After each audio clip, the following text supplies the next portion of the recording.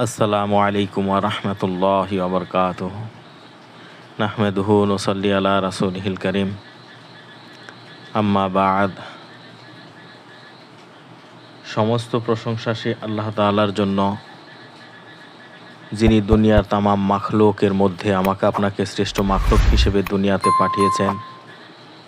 যে আল্লাহ জাল্লা শানহু আমাদেরকে শুধু মাখলুক হিসেবে, মানুষ হিসেবে দুনিয়ার মধ্যে পাঠান নাই, মুসলমান হিসেবে পাঠিয়েছেন এবং আখিরি নবীর হুজুর আকরাম সাল্লাল্লাহু আলাইহি ওয়াসাল্লামের উম্মত হিসেবে কবুল করছেন।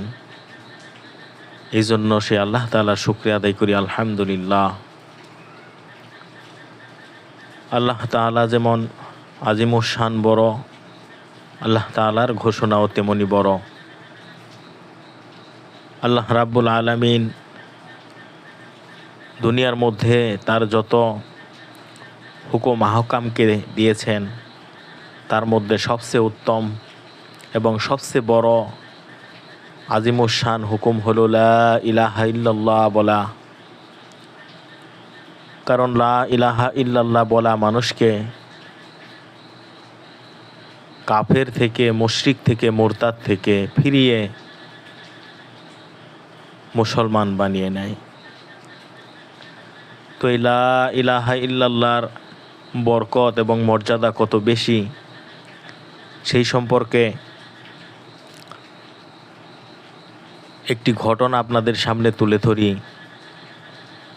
ঘটনাটি শুরু থেকে শেষ পর্যন্ত শুনুন, নিশ্চয়ই বুঝতে পারবেন যে আমরা কত দামি উম্মত, আমরা কত দামি বস্তু এই জমিনের মধ্যে। আবু ইয়াজিদ কুরতুবী রহমতুল্লাহ আলাই উনি বলতেছেন এরকম যে, আমি শুনছি যে ব্যক্তি ৭০,০০০ বার লা ইলাহা ইল্লাল্লাহ পড়ে সে দুজকের আগুন হইতে নাজাত পেয়ে যায়। তিনি বলেন, আমি এই খবর শোনার পর এক নেশাব অর্থাৎ ৭০,০০০ বার এবং আমার স্ত্রীর জন্য ৭০,০০০ বার পড়িয়া লইলাম এবং সেই সাথে আরও কয়েকটি নেশাব আমার নিজের জন্য পড়িয়া আখিরাতের জন্য একটি সম্বল তৈরি করে নিলাম। তো উনি বলেন, আমাদের নিকট এক যুবক থাকত, তার সম্বন্ধে প্রসিদ্ধ ছিল, অনেকেই জানতো, অনেকেরই জানা ছিল যে সেই যুবকটি তাহার কাশফ হয় এবং তিনি চাইলে জান্নাত ও জাহান্নাম দেখতে পান। এটির সত্যতার ব্যাপারে আমার কিছুটা সন্দেহ ছিল। ইয়াজিদ কুরতুবী রহমতুল্লাহ আলাই বলেন, একবার সেই যুবকের সাথে তারা খাওয়া দাওয়ায় শরিক হইল। ঠিক এই অবস্থায় হঠাৎ সেই যুবকটি চিৎকার করে উঠল এবং তার শ্বাস প্রশ্বাস বন্ধ হয়ে যাবার উপক্রম হইল। তার প্রাণ বের হয়ে যায় এমন একটি অবস্থা হইল। সেখানে তাকে একজন জিজ্ঞেস করল যে, তোমার এরকম হওয়ার কারণ কি, তুমি এরকম কেন করতেছ? তখন সেই যুবক বলল যে, আমার মা জাহান্নামের আগুনে জ্বলতেছে, আমার মা জাহান্নামের আগুনে জ্বলতেছে।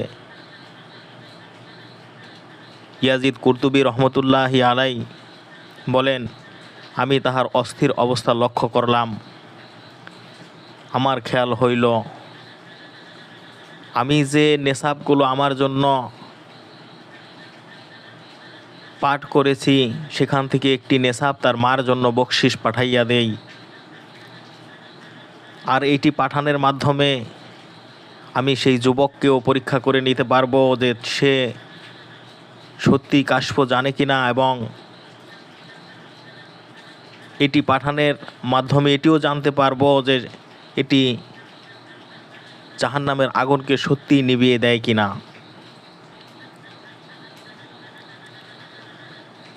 তিনি বলেন, আমার অন্তরের গোপনে আমি সেটি বকশিস পাঠিয়ে দিলাম।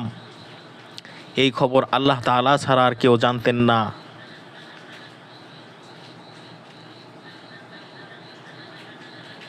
ঠিক তখনই ওই যুবক বলিতে লাগলো, চাচা, আমার মার দোজখের আগুন বন্ধ হইয়া গিয়াছে, আমার মার দোজখের আগুন বন্ধ হইয়া গিয়াছে।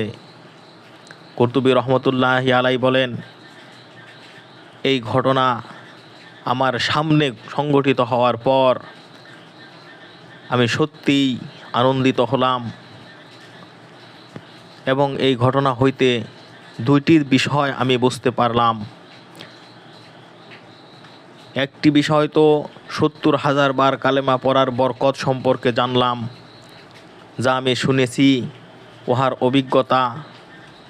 আর দ্বিতীয় বিষয়টি হইল যে ওই যুবকটি যে কাশফের মাধ্যমে জান্নাত এবং জাহান্নামকে দেখতে পেতেন, সেটা সম্পর্কে আমার ইয়াকিন হয়ে গেল। মহতারাম ভাই, দোস্ত আর বুজুর্গ, এই যে ঘটনাগুলো আমাদের সামনে এসেছে, এগুলো শুধু ঘটনা নয়, এগুলো থেকে আমাদেরকে আখিরাত, জাহান্নাম থেকে বাঁচা এবং জান্নাতে যাওয়ার যে রাস্তা, সেই রাস্তাগুলোকে পরিষ্কার করা হয়েছে। তো আলহামদুলিল্লাহ, এই কালেমার বরকত এমনই বরকত যেটি সঙ্গে সঙ্গে বাস্তবায়ন হয়ে যায়। তারই একটি দৃষ্টান্ত আবু ইয়াজিদ কুরতুবী রহমতুল্লাহ আলাই তার ঘটনার মাধ্যমে বর্ণনা করলেন। আল্লাহ রাব্বুল আলামিন আমাদেরকে এই কালেমার বরকত হাসিল করে জাহান্নামের আগুন থেকে বেঁচে জান্নাতে যাওয়ার তৌফিক দান করেন। আমিন।